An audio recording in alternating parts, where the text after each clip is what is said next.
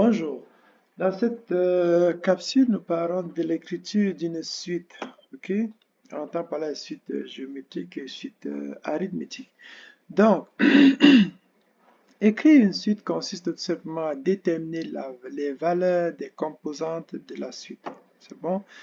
On commence ici par une suite arithmétique et on nous donne une formule qui est telle que le terme est égal à la régularité ou la raison multiplié par le rang du terme plus le terme au rang 0. C'est bon? En abrégé, nous avons t est égal à 2 fois n plus 7.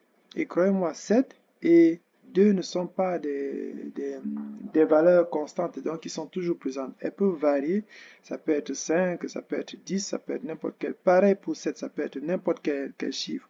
On a juste pris un thème au hasard pour présenter l'écriture d'une suite arithmétique. Donc, T c'est en fait le terme, et puis 2 c'est la régularité, ça pouvait être n'importe quel chiffre, je vous ai plus dit, je vous l'ai dit. N c'est le rang, et puis 7 c'est la valeur du terme lorsque le rang est égal à 0, ok? Ça peut être n'importe quel chiffre, je précise une fois de plus. Alors, on a une figure ici qui nous illustre cela, donc T c'est le terme, 2 la régularité, N le rang et 7 la valeur du terme lorsque le rang est 0. Okay? Maintenant, comment déterminer une suite arithmétique? Premièrement, il faut calculer la différence entre deux termes consécutifs pour déterminer la régularité ou la raison. Pour dire que la régularité, c'est encore la raison. Okay? Donc, deuxièmement, il faut calculer la valeur du terme lorsque le rang est égal à 0. C'est bon? Bon. Enfin, dès qu'on a tous ces termes, on fait la régularité et le rang, on écrit tout simplement notre suite sans problème. On passe par un cas pratique pour mieux illustrer cela, ok? Pour mieux voir ce qui a été dit précédemment. Donc, on a un tableau où on a une ligne. La première ligne, c'est le rang. La deuxième ligne, c'est les différents termes. Ok? On a nos différents couples ici. Ok? Couple, c'est constitué de rang, terme, rang, terme, rang, terme, rang, terme, ainsi de suite. C'est bon? Alors, premièrement, il faut déterminer la régularité. Comment on le fait? C'est la différence entre deux termes consécutifs. Donc, la différence, par exemple, entre le rang 1 et le rang 2, et entre le rang 2 et le rang 3 et ainsi de suite. Ok? La régularité va être pareille. C'est en fait le lien qui lie tous les différents termes là, chacun entre eux individuellement. Bon. La régularité ici est dans la différence entre deux termes consécutifs. Ici, on a pris par exemple 7 moins 4, on trouve 3. Ok? Pareil, 10 moins 7, on trouve 3. 13 moins 10, on trouve 3. 16 moins 13, on trouve 3. C'est juste la différence entre deux termes consécutifs. Consécutifs, consécutifs, ainsi de suite. C'est bon? C'est donc 3 et c'est donc 3 qui est la régularité pour cette suite qui va être déterminée. C'est bon? Donc, on peut déjà écrire que notre suite s'écrit T est égal à 3 fois N plus le rang au 0. Ok? 3 étant dans la régularité que nous avons déterminée déjà. Donc, il faut donc déterminer la valeur de T au rang 0. Ok? Donc, que vaut T au rang 0? C'est ce qu'on va chercher à déterminer. Pour ça, nous avons deux méthodes que j'ai voulu vous présenter. Et la première méthode étant vraiment facile, ok? Elle ressemble justement à une déduction. Donc, il faut tout simplement soustraire la régularité de la valeur du rang 1, ok? Donc, on a notre régularité qui a été déterminée, qui était 3. On le soustrait de la valeur du terme au rang 1. Donc, on a la régularité qui est la différence entre chaque terme consécutif ici. Si on soustrait du premier terme dans le terme au rang 1, on aura la valeur au rang 0. C'est bon? Donc, ça nous donne tout simplement que la valeur du terme au rang 0 ici est égale à 1 que nous avons trouvé. C'est bon?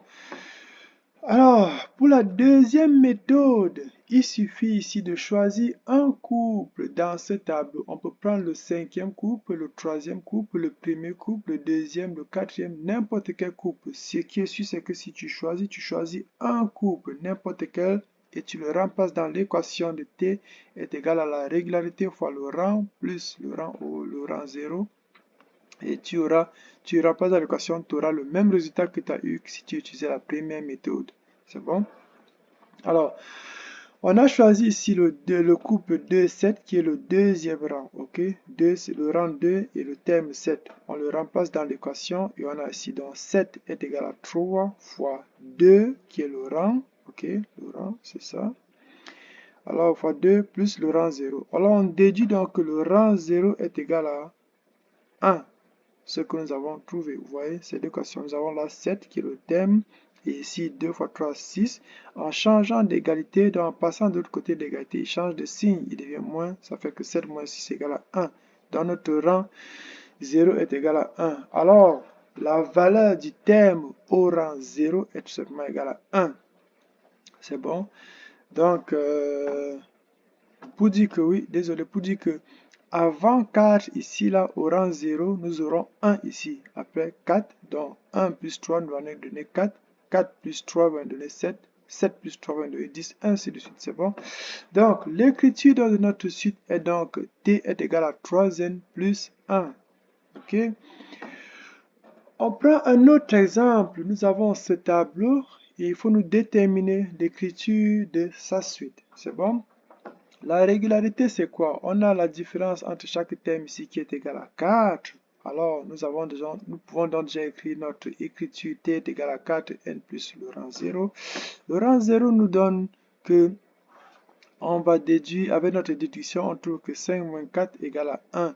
5 étant mis pour le premier terme et 4 étant mis pour la régularité que nous avons trouvé, la régularité ou la raison. C'est bon? Qui est le lien en fait entre chaque terme consécutif, qui est la valeur du lien entre chaque terme consécutif.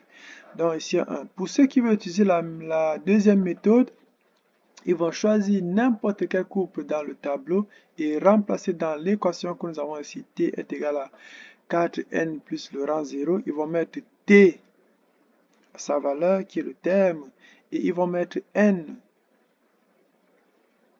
dans l'équation. Ok? Donc ici, on a choisi le couple 4, 17 qui est le quatrième rang et le terme 17. On remplace dans l'équation. T c'est 17 et le rang qui est n c'est 4. C'est bon? Et on a notre régularité. Et donc, avec les calculs, on trouve que la valeur du rang 0 c'est 1. Ok? Et donc, le terme au rang 0 c'est bien 1.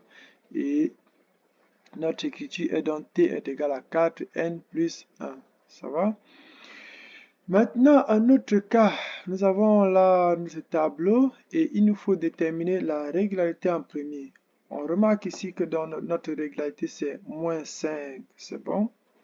Notre régularité est moins 5. Et donc, on peut avoir notre écriture égale à t, qui est t est égal à moins 5n plus le rang 0. Ici, on a la régularité qui est moins 5, tout simplement parce que 20 moins 25, la différence est moins 5. 15 moins 20 égale à moins 5. 10 moins 15 égale à moins 5. Pareil, vous voyez? Alors, on va déterminer notre valeur du rang 0, c'est égal à tout simplement 25, le premier terme, moins la valeur, moins notre régularité. Notre régularité est égale à moins 5, donc on a 25 moins 5 qui est égal à 30, parce que moins fois moins est égal à plus. C'est bon? Alors, on a le résultat qui est 30. Maintenant, on va à la deuxième méthode et on va choisir n'importe quel couple ici qu'on va remplacer dans notre équation, dans cette équation, et on va avoir notre valeur au rang 0. C'est bon? Ici, on a choisi le deuxième couple qui est 20, qui est 2, 20. Ouais. Alors, 2, c'est donc le rang, et puis 20, c'est le terme. Voilà, le 20, c'est le terme, et 2, c'est le rang. C'est bon? Alors, moins 5 fois 2 plus le rang. Et donc, on trouve que le rang 0 est donc 30. Donc, la valeur du terme au rang 0 est égale à 30. C'est bon? Et donc, notre écriture, c'est tout simplement t égale à moins 5n plus 30. OK? Maintenant, on passe aux suites géométriques. Il faut pouvoir écrire aussi la suite géométrique parce que là, on a fini avec les suites arithmétiques. Maintenant, la formule pour la suite géométrique, c'est le terme est égal à premier terme multiplié par la régularité exposant le rang du terme moins 1. C'est bon? En abrégé, nous avons ceci. T est égal à premier terme multiplié par la régularité exposant n moins 1 ou alors à la puissance n moins 1. Première solution pour pouvoir la déterminer, il faut déterminer déjà la régularité. Vous voyez, entre deux termes consécutifs, comme on l'a fait aussi dans la suite arithmétique. Et puis, deuxième point, il faut déterminer le premier terme. Généralement, le premier terme, il est donné. Fait que quand vous le voyez, c'est assez facile. Et puis, on écrit notre écriture sans aucun problème, sans aucune difficulté. Maintenant, on passe à ce cas pratique-ci. Là, nous avons ce tableau et il faut écrire sa suite. OK? Donc, la remarque ici, là, on remarque que pour passer d'un terme à l'autre, il faut multiplier par 2. Il faut faire une multiplication par 2. Ici, si vous faites une addition, ça va donner, mais là, vous faites encore l'addition, ça ne donne plus. Il faut donc multiplier par 2. 2 fois 2 égale 4. 4 fois 2 égale 8. 8 fois 2 égale 16. Vous voyez? Fait que c'est une multiplication. Alors, la régularité ici, dans ce cas, c'est bien 2. Donc, on va passer à notre deuxième point qui est donc déterminer le premier terme. Vous voyez? Parce que notre écriture, c'est premier terme multiplié par la régularité exposant n-1. C'est bon? On a déjà déterminé la régularité. Il nous faut le premier terme. Et le premier terme étant donné, nous l'avons ici. Il est tout simplement 2. Vous voyez? Fait qu'on a déjà notre écriture qui est déjà toute faite. Alors notre écriture, c'est tout simplement t est égal à 2 fois 2 exposant n moins 1. C'est bon? 2 étant le premier terme et ce 2 étant la régularité. On va à un autre exemple pour voir une autre écriture. C'est bon? Alors, on va commencer par déterminer la régularité ici. Là. Comment est-ce que vous pensez qu'il faut obtenir 12 ici à partir de 3? C'est une multiplication sûrement, n'est-ce pas? Pas combien? Combien fois 3 égale à 12? C'est 4. Maintenant, combien fois 12 est égal à 48? C'est encore 4, ok? Fait que notre régularité, c'est 4, c'est bon?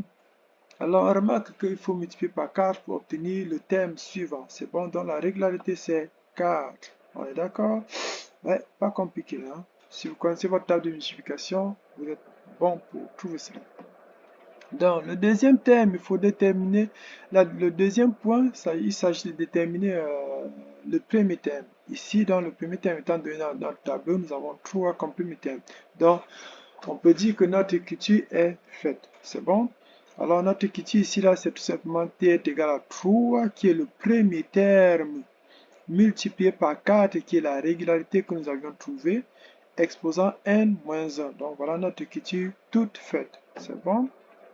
Maintenant, on va déterminer la valeur du terme, donc la valeur réelle du terme, dans une suite numérique. C'est bon? C'est peut-être une suite géométrique, une suite arithmétique, cela dépend. Mais il nous faut déterminer le terme quand n vaut quelque chose. Ok? Donc ici, il s'agit de déterminer le terme qui occupe le 7e rang dans la suite. Ok? Le 7e rang. Rang étant mis pour n, ici on a 7.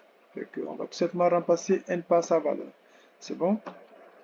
Donc, ici on a t est égal à 3 fois 4 exposant 7 moins 1. Vous voyez? Et voilà donc le résultat que nous avons. Donc, t est égal à 12 288 au 7e rang. Donc, quand n vaut 7. C'est bon? Un autre, déterminer la valeur du terme de la suite quand n occupe le 6e rang. Donc, quand n vaut 6. C'est bon? Précédemment, nous avons une suite géométrique. C'est bon? Avec la multiplication. C'est bon? Maintenant, on a une suite arithmétique avec l'addition. C'est bon? Alors, on va tout simplement remplacer notre n par sa vraie valeur et nous aurons dans la valeur réelle de t. Donc, on a t est égal à moins 5 multiplié par 6, qui vaut n dans le sixième rang, plus 30, ça me donne moins 30 plus 30 est tout simplement égal à 0. Donc, t vaut 0 quand n vaut 6. Ok? Donc, au sixième rang, t vaut 0. C'est bon? Alors, je suppose que vous êtes suffisamment armé pour pouvoir faire vos devoirs et puis donc appliquez-vous et faites vos devoirs comme il le faut. Merci beaucoup. Surtout, n'hésitez pas si vous avez des questions, envoyez-les, on va vous aider. Ok? Merci.